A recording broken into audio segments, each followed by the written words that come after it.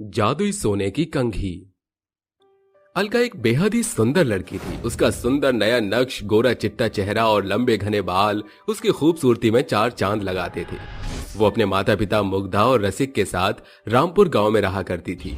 आज सवेरे जैसे ही उसकी आंख खुली तो उसके बिछौने के चारों ओर बाल बिखरे हुए थे। ये बिस्तर पर इतने सारे बाल कहाँ से आए? वो जैसे ही अपने बालों में हाथ फेरती है, बहुत सारे बाल उसके हाथों में सिमट आते हैं। ये मेरे बाल इतने ज्यादा कैसे झड़ने लगे? माँ, जल्दी आओ। अलका की माँ मुग्धा उसके पास आकर कहती है। अरे अलका, ये क्या बला है? तेरे बालों का ये हाल? अलका आंसू बहाते हुए शीशे में खुद को निहारती है, जहां उसके आधे से ज्यादा बाल झड़ चुके होते हैं। ये देख अलका माता पिता के संग अस्पताल पहुंचती है, जहां डॉक्टर उसके बालों की भली भांति जांच पड़ताल करता है और मुग्धा डॉक्टर से पूछती है। डॉक्टर साहब, यूं अचानक अलका के बाल झड़ने का क्या कारण है? देखिए, आपकी बेटी को एलिप्सिया नामक बीमारी है। इस बीमारी में व्यक्ति के सिर के बाल भारी मात्रा के साथ झड़ने लगते हैं और व्यक्ति गंजेपन का शिकार हो जाता है।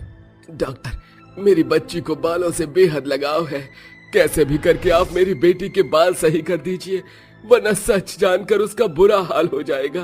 पैसे की परवाह मत कीजिए, हम अपनी प्यारी बच्ची के बालों की बीमारी के इलाज में भरसक खर्चा करेंगे। देखिए, बात पैसे की नहीं, दरअसल अब तक इस एलिप्सिया बीमारी का कोई भी इलाज नहीं आया। आई एम सॉरी, हम कुछ नहीं कर सकते। डॉक्टर और मुग्धा के बीच चल रही बात अलका के कानों में पड़ जाती है। गुजरते दिन के साथ अलका के सिर पर गंजापन छा जाता है। बेटी के बालों के पीछे उसके माता पिता सारी जमा पूंजी झोंक देते हैं, मगर अलका के बाल नहीं आते।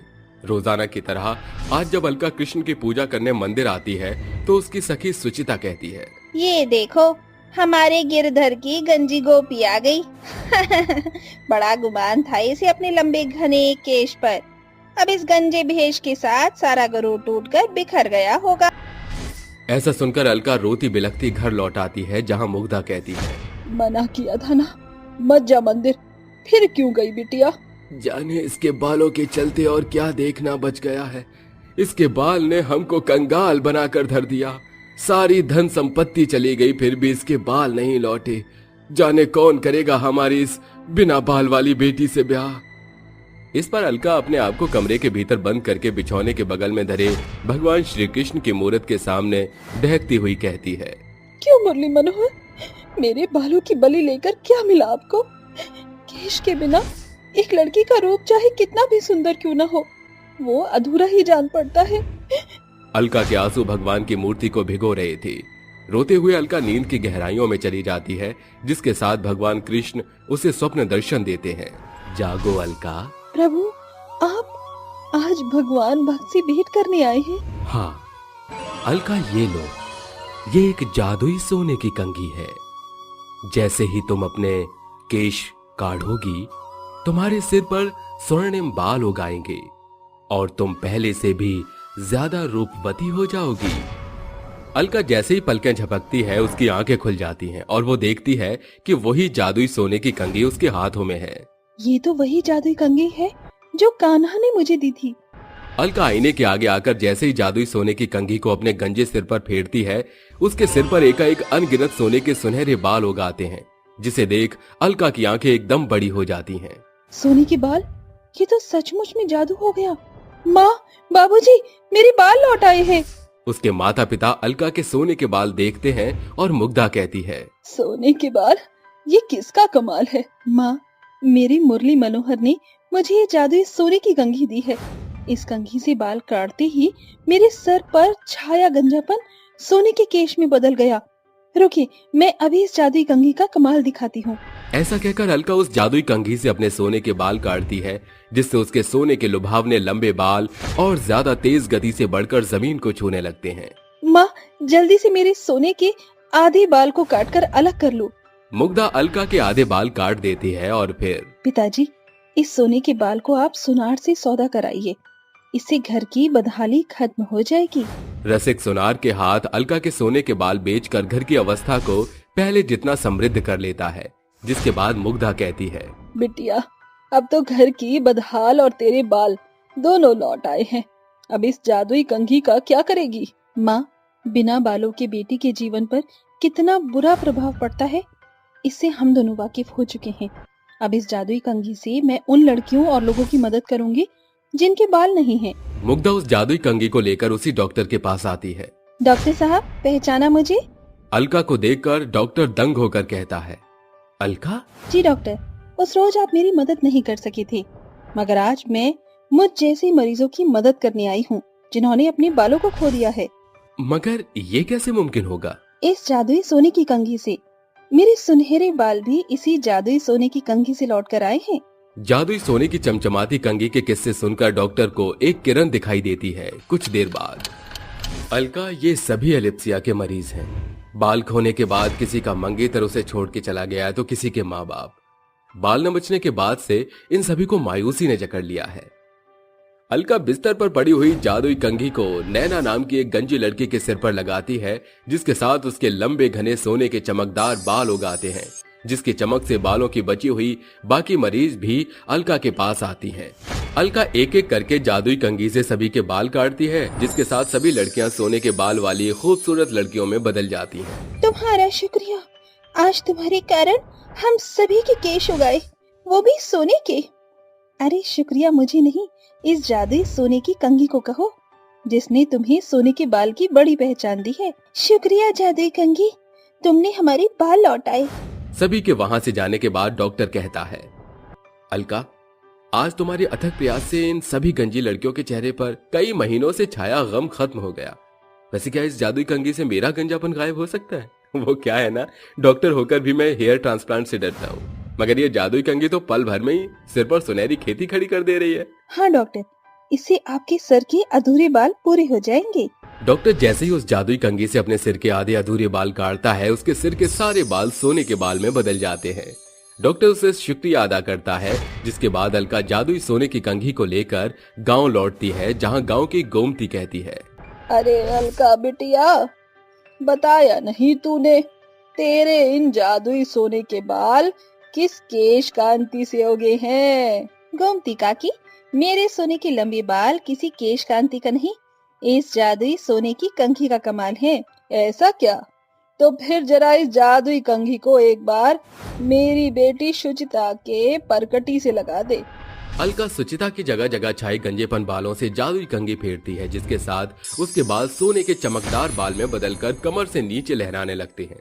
अच्छा काकी, मैं चलती हूँ। अलका, मुझे माफ कर दो, मैंने तुम्हारे बाल चले जाने पर तुम्हारा कितना मजाक उड़ाया और नीचा दिखाया, मगर तुमने आज मेरी ही मदद की। जो हुआ उसे भूल जाओ और इस सोने के बाल के साथ खुश रहो। इस तरह अलका अपनी जादुई कंघी की कदर करते हुए निस्वार्थ भाव से आगे भी जरूरतमंद की भरसक मदद किया करती थी। अच्छा हमारी प्यारी जुगनी, अब तुम जल्दी से घास चरो और सो जाई, वरना हमारी खड़ूस सास आ जाएगी। मैं शेफाली अपनी बकरी जुगनी के सिर पर सहलाती है और सोने चली जाती है। अगली सुबह उठकर जब शेफाली सारी जगह झाड़ू लगा लेती है, तो अपनी बकरी के पास सफाई करने जाती है, और जैसे ही वो उस कमरे में घुसती है तो कहती है, अरे बाप रे, ई का इतना सारा सोना हमरे कमरा में कहाँ से आया रे जुगनी? शेफाली इतना कहती ही है कि उसकी बकरी जुगनी सोने में बदलकर सोने का पाखाना करने लगती है। ये देखकर शेफाली बिल्कुल दंग रह जाती है। उड़ी बाबा, ये तो हमरी जुगनी का किया धरा है, पर ये जादुआ हुआ कैसे? आखिर शेफाली की नॉर्मल बकरी एक सोने में बदलकर कैसे सोना दे रही थी? क्या शेफाली की बकरी कोई जादुई सोने की बकरी थी? और इतने सारे सोने का शेफाली क्या करती? जानने के लिए कहानी में कुछ समय पीछे चलते हैं। शीशगंज गांव में शेफाली अपनी प्यारी जुगनी और माता पिता नीरजा और रमेश के साथ रहती थी। वो बहुत ही गरीब श्रेणी से थे, जहां गुजारा मामूली सा चल रहा था। वहीं शेफाली अपनी बकरी को नहला रही थी। तू हमरी दिल, तू हमरी जान, ओ मारी प्यारी जुगनी, चल जल्दी से फटाफट नहा ले, उसके बाद हम तोहार को घास खिलावत हैं। मैं शेफाली बकरी को घास लाकर चराती है। कुछ देर बाद वो उसका दूध निकालती है। अरे वाह, हमार जुगनी तो आज गाढ़ा दूध देवत है हमें। का बात है, आज हमार जुगनी बहुत खुश लागत है। हमरी ललिया, तू जुगनीबा का इतना ख्याल भी तो रखत है, तो अच्छा गाढ़ा दूध तो देगी ही। वो तो है अम्मा। अरे ओ सैफाली की अम्मा, खुसर फुसर बात करत हो हमरी बिटिया से। अरे जरा यहाँ आवो, हमारा पेट की अंतड़ियां चिपट गई हैं, भूख लागत है हमें। अरे आ रहे हैं आ रहे हैं।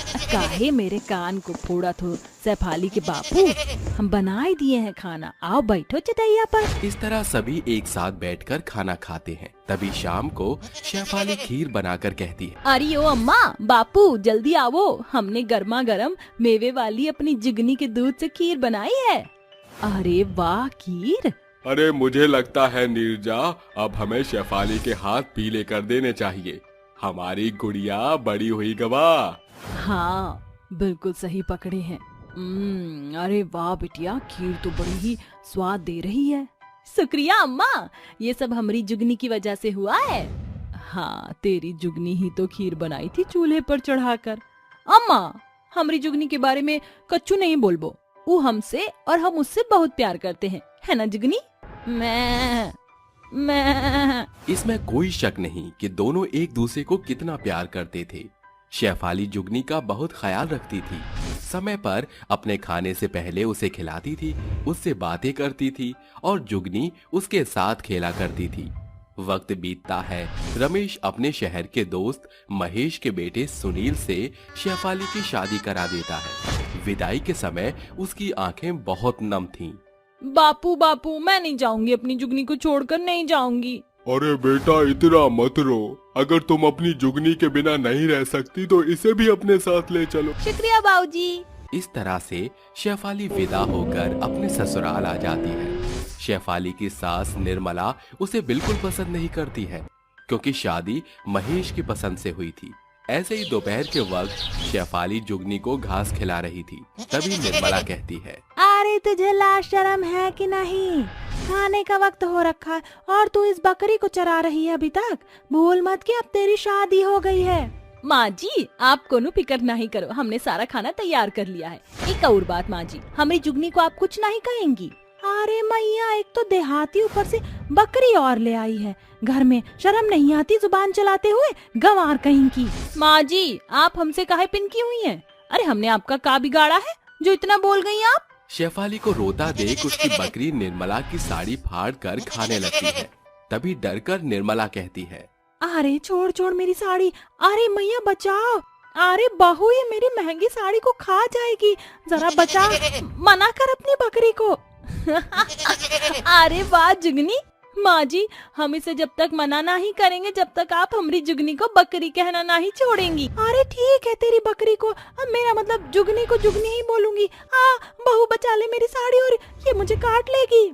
आ ले ले ले मेरी जुगनी बच्चा, इधर छोड़ दे मेरी बेचारी माँ जी को। माँ जी आइए, खाने का बखत हो गया है। इस तरह सास बहू खाना खाते हैं। वक्त बीतता है, सास बहू के बीच बहस अक्सर होती रहती है। कभी निर्मला बकरी से चिढ़कर शेफाली को सुनाती तो कभी किसी बहाने से। ऐसे ही एक दिन उसकी बकरी घर में डोल कर हर जगह गंदगी और बदबू फैला देती है, यहाँ तक कि निर्मला के कमरे में भी। तो गुस्से से वो कहती है, अरे शेफाली बहू ये क्या है, तेरी जुगनी ने पूरे घर में गोबर फैला दिया है। अरे इतनी गंदगी में मैं कभी आज तक नहीं रही जितना तूने करवा दिया है।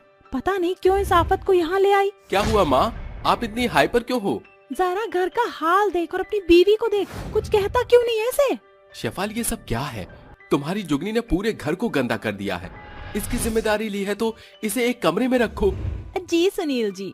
अपने पति की बात सुनकर शेफाली उसे कमरे में ही रखती है। अगले दिन जब वो उठकर घर की सफाई करने के बाद अपनी बकरी के पास आती है तो पूरे कमरे में सोना ही सोना चमक रहा था। अरे बाप रे, ई का इतना सारा सोना हमरे कमरा में, और तुम भी सोने की हो गई हो? शेफाली के कहते ही उसकी बकरी और सोने के सिक्के देने लगती है। अरे मैया, पूरा कमरा सोने का हुई गवा है मेरी जुगनिया, माँ जी को बताना पड़ेगी। शेफाली सोने के सिक्के लिए अपनी सास को दिखाती है तो कहती है, माँ जी ई देखिए। अरे मैया, इतना सारा सोना कहाँ से लाई बहू तू? ई तो कुछ नहीं माँ जी, ऊपर का कमरा सोने से भरा पड़ी है। सच? उसकी बात सुनकर निर्मला कमरे में जाती है और सोने की चमक से उसकी आंखें चौंधिया जाती हैं। अरे बाप रे बाप, इतना सारा सोना कहाँ से आया बहू? माँ जी ये सब मेरी जुगनी ने किया। ये देखिए जुगनी, जरा माँ जी को अपने सिक्के दिखाओ। शेफाली के कहते ही जुगनी और सिक्के निकालती है, जिसके बाद निर्मला को विश्वास हो जाता है और अपनी बहू से वो कहती है, बहू मुझे माफ कर दे, मैंने तेरी बकरी को ज्यादा ही कहा, तब भी तेरी बकरी ने हमारे साथ अच्छा किया। अब बेटा इससे तो तेरे ससुर जी खेत खरीद सकते हैं और सुनील के बिजनेस भी अच्छा चलेगा। हाँ माँ जी। बकरी के दिए हुए सोने को बेचकर वो शेफाली घर में लगा देती है, तो कुछ पैसे सुनील के बिजनेस में। शाम को वो बकरी का दूध निकालती है तो दूध सोने का निकलता है और शेफाली कहती है, माँ जी देखिए मेरी जुगनी सोने का दूध दे रही है। अरे हाँ बहू, और दूध और पखाना भी सोने का करती है। शायद मैंने कोई पुण्य का काम किया होगा जो मेरी किस्मत में तू और तेरी जुगनी मेरे घर में आई है। कुछ भी कह लो माँ जी। जुगनी की वजह से शेफाली को उसकी सास का प्यार मिल जाता है। इस तरह शेफाली अपने घर का ख्याल भी रखती है और जुगनी का भी। उनके घर की स्थिति पहले से और बेहतर हो जाती है। सुनील का बिजनेस अच्छा चलने लगता है। महेश और रमेश खेत लेकर खेती करते हैं। एक दिन शेफाली अपनी जुगनी के सिर पर हाथ रखकर प्यार करते हुए कहती है, मुझे तो समझ नहीं आ रहा जुगनी, तूने पहले तो कभी नहीं सोना दिया, फिर यहाँ कैसे सोना देने लग गई? तो क्योंकि मैं तुम्हें तकलीफ नहीं दे सकती थी और मैं एक जादुई बकरी हूँ। तुमने मेरा बचपन से लेकर अभी तक बहुत ख्याल रखा, प्यार किया, कभी अकेला नहीं छोड़ा और अपने ससुराल लेकर आई। मेरे लिए ताने भी सुने अपनी सास से। और उस दिन मैं 10 साल की हो गई थी। हमारे में जब जादुई बकरी 10 साल की हो जाती है तो वह हर रूप में सोना देने लगती है। उड़ी बाबा जुगनी, तुम तो बोलने भी लग गई हो अब। हाँ, मैं जादुई हूँ, इसलिए बोल भी सकती हूँ। तुम्हारी सास ने मेरी वजह से बहुत बोला, इसलिए मैं तुम्हारे लिए सोना देने लग गई ताकि तुम्हारी सास तुमसे प्यार कर सके। और देखो अब वह तुम्हें कितना प्यार करती है। हाँ तुमने बिल्कुल ठीक कहा, मेरी जुगनी तुम बहुत प्यारी हो। इस तरह जुगनी को शेफाली के साथ उसके ससुराल वालों का प्यार भी मिलता है। अरे बहू, जा जल्दी से जाकर कुएं पर लाइन लगा ले, नहीं तो तेरा नंबर रात में आएगा और हम लोग खाना बनाने के लिए लेट हो जाएंगे। तुझे तो पता है ना, अगर तू टाइम से पानी नहीं लेकर आएगी तो खाना टाइम से नहीं बन पाएगा। हाँ माँ जी, मैं बस जा ही रही हूँ, वैसे भी घर में एक बूंद पानी तक नहीं है। निशा अपने गांव के कुएं पर लाइन लगाने के लिए पहुंच जाती है। उसका नंबर आखिरी में होता है, जिसके बाद वो आखिरी में खड़ी हो जाती है। लेकिन इतनी देर तक खड़े होने के बाद भी उसका नंबर नहीं आ पाता। हे भगवान, कितनी देर हो गई है मुझे यहाँ खड़े हुए, लेकिन इन लोगों की वजह से मेरा नंबर तो आ ही नहीं रहा। अब मैं क्या करूँ?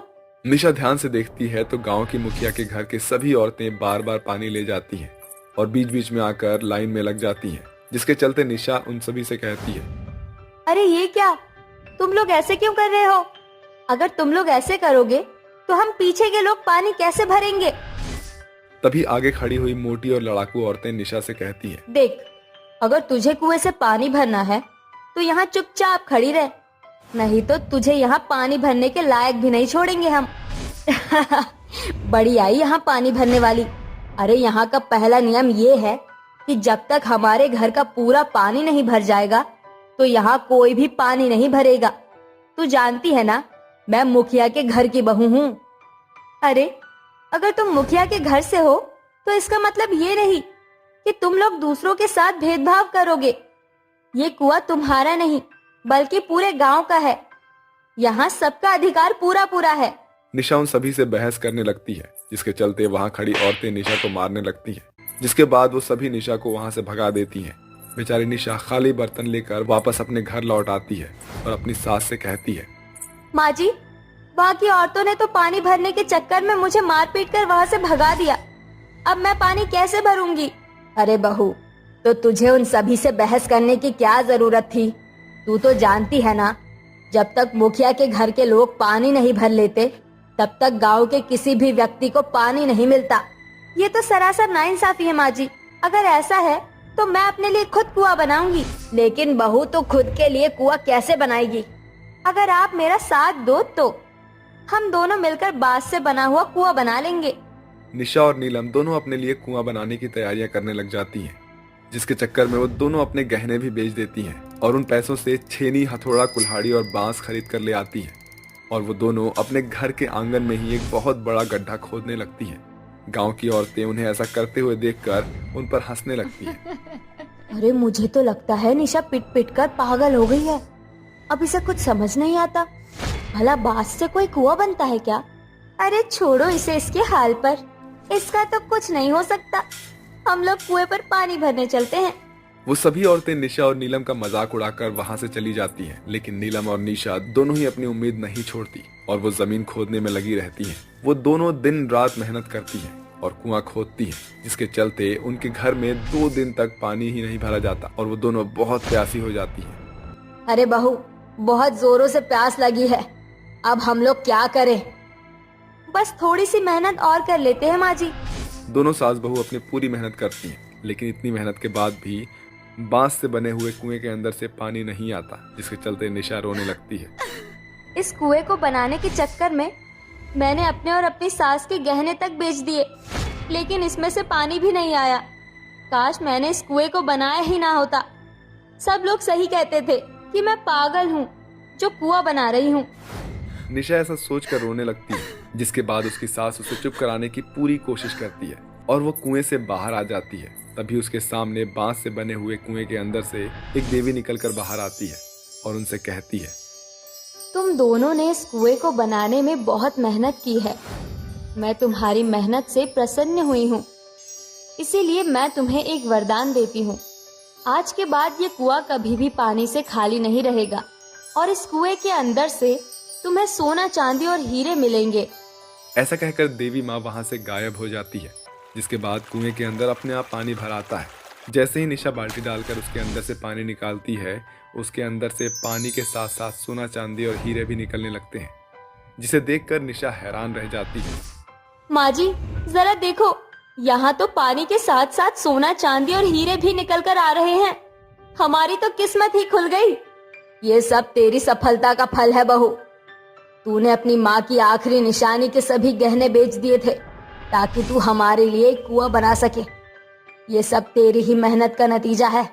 निशा जादुई कुएं के पानी से अपने घर का पानी भर लेती है और उसके अंदर से निकले हुए सोने, चांदी, हीरे से अपनी माँ की आखिरी निशानी के गहने वापस ले आती है और अपने घर में राशन भी डलवा लेती है। वहीं दूसरी तरफ निशा के बांस से बने हुए कुएं की खबर गांव में चिंगारी की तरह फैल जाती है और सभी आपस में बात करने लगते हैं। अरे हम सभी निशा का कितना मजाक उड़ा रहे थे, लेकिन देखो जरा, उसकी मेहनत आज सफल हो गई। उसने सच में बांस की मदद से कुआं बना दिया और अब वो उस कुएं से पानी भी भरती है। ये सब हमारी करनी का ही नतीजा है। अगर आज हम उसका मजाक नहीं उड़ाते तो हम भी उसके कुएं से पानी भर पाते। वैसे भी मुखिया के कुएं की वजह से हम लोग अपने घर में पानी नहीं भर पाते हैं। हाँ, ये तो तुम बिल्कुल सही कहती हो। काश हमने उसका मजाक नहीं उड़ाया होता तो हम भी उसके बांस के बने हुए कुएं का फायदा उठा सकते। उमा और ममता ये सब कह ही रही होती है कि तभी वहां से निशा गुजरते हुए ये सब बात सुन लेती है और वो उन दोनों के पास आकर उनसे कहती है, अरे तो क्या हुआ, तुमने मेरा मजाक उड़ाया। मुझे उस बात से कोई परेशानी नहीं है। अगर तुम चाहो तो हमारे आंगन में बने हुए बांस के कुएं से पानी भर सकते हो। निशा की ये बात सुनकर उन दोनों को अपनी गलती का पछतावा होता है और वो दोनों निशा से माफी मांगती हैं। हमें माफ कर दो निशा बहन, हमसे बहुत बड़ी गलती हो गई। हमने तुम्हारा बहुत मजाक उड़ाया, हमें ऐसा नहीं करना चाहिए था। आज के बाद हम तुम्हारा मजाक कभी नहीं उड़ाएंगे। हो सके तो हमें माफ कर देना। अरे ऐसी कोई बात नहीं है, चलो तुम मेरे बांस से बने हुए कुएं पर से पानी भर लो। निशा अपने बांस से बने हुए कुएं पर गांव के सभी लोगों को पानी भरवाती है और उनके पानी भरने के बाद वो अपनी बाल्टी डालती है, जिसके बाद उसकी बाल्टी के अंदर सोना, चांदी और हीरे निकल कर आते हैं। वो उनका इस्तेमाल करती है और अपनी सभी परेशानियां दूर कर लेती है, जिसके बाद वो अपने परिवार के साथ खुशी खुशी रहने लगती है।